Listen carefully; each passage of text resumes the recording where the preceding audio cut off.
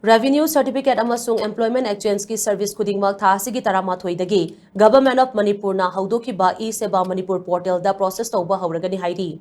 State Laingangna thokpa public notice amana hai e-Seva portal asi Lainga ki servicing online ki khuthangda access taunabagi damak single digital platform oina haudopani. Masina hana leiramba e-servicing adugi mahut silagani. Anoba thaurang asigi manung channa domicile, income, OBC, permanent resident, SC amadi ST certificate lawba yauna Revenue Department ki servicing anoba portal asida fanghalagani.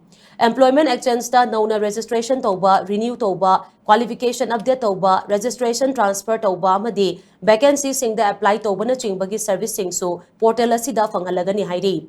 Hauzik chanariba e-service portal sing asina anoba application sing accept tauba May 13 leplagani adumoinamak mamangda thazin ki application singdi aduma process tawgani hainasu notification aduna makatana phone thorakli